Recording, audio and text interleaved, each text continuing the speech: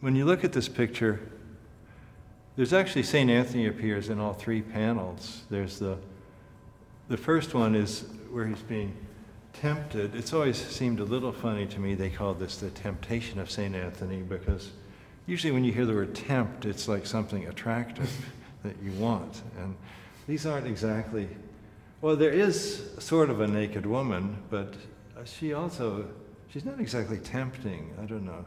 Maybe she would be to Hieronymus Bosch. They had some, I was wondering how to describe him as a character, because there's always things that are so cruel in his pictures. Like, you can see that crossbow bolt sticking into that guy's stomach, and there's sort of, it's almost like the way things that a 12-year-old boy would draw, like this sort of sadistic glee at doing scary things, enjoying scaring yourself.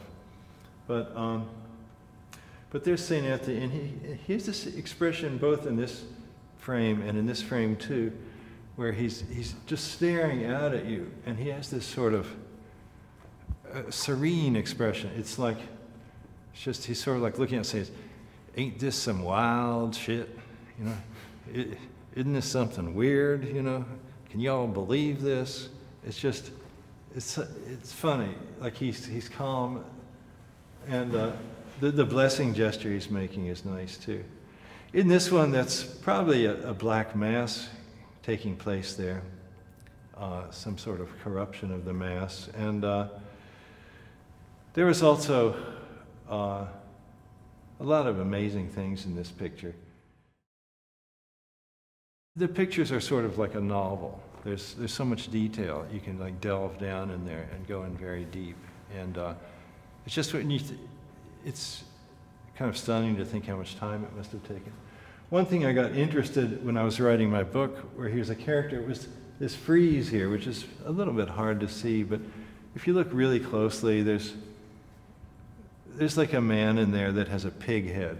And so I had this neighbor of his that he didn't like, and so I had this idea that he would be putting his friends and enemies into here, because there's so many faces in there. I think it's probably likely that he would have drawn on his acquaintances. And that's a style, I myself use that, I call it transrealism in my novels, where I very often use people I know or characters that I know as characters in my book. Your most immediate perceptions of your reality? Yeah, I think for science fiction, I think it makes the book richer if you put in actual events that you've seen. If you invent everything, then the book becomes sort of two-dimensional and abstract. And I think that's probably something Bosch was doing. He would go out. We have pages of his drawings where he would go out and draw people. There's one whole page that he just had of drawing of cripples, people that probably had St. Anthony's fire, and people with no legs and no arms. He would just go out in this. A lot of times these guys would be hanging around the cathedral and begging, which still happens. You often see a beggar outside a church, but he would go out and draw lots and lots of people. He had a very good hand. He could draw very well, and then he would use these figures in his paintings. Another thing worth mentioning in this painting is this idea of him having a vision. He's being, when he wouldn't give in to the temptations of the demons, and they're sort of trying to get him to worship Satan there, then they lift him up into the sky, and the idea of a fish in the sky is that's a great image of Bosch's, because I mean, it's a simple idea, but it's effective, because the fish we know is supposed to be underwater, and he has them up in the sky, and it just right away looks weird. And then he has St. Anthony sort of, well, basically tripping there. He's flying around. He's praying anyway, but he's seeing these weird demons, and it's cool. And then it looks like at the bottom he's fallen out of the sky, and they're helping him back. Some people say that guy helping him, that man with the blue hat, that might be a self-portrait of Bosch. That might be the artist himself. I think he often put his face into if you look around in the paintings, that there might be a character that's based on him. It's sort of not, it's not traditional mythology. He's making these things up. It's almost like surrealist assemblages.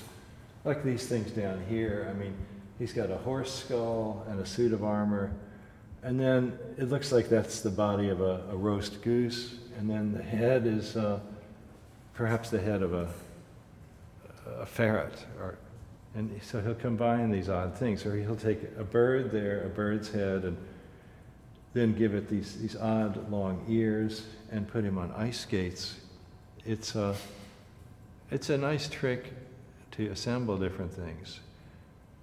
And before BOSCH, there weren't that many people that did this kind of thing. A lot of people started imitating him then because his paintings, they were successful, and particularly the Habsburgs liked them. The people in Vienna, a lot of his paintings ended up there. And then about 100 years later, Peter Bruegel did a few pictures like this, and the Habsburgs were also very interested in collecting his work. In fact, one of Bruegel's earliest etchings, it's called Big Fish Eat Little Fish. When they had it printed, they got him actually to sign Hieronymus Bosch, because they figured that would make it sell better.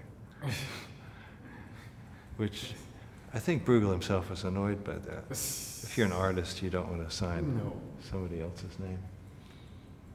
But yeah, this is an amazing picture. I painted it while I was doing the novel Hylozoic.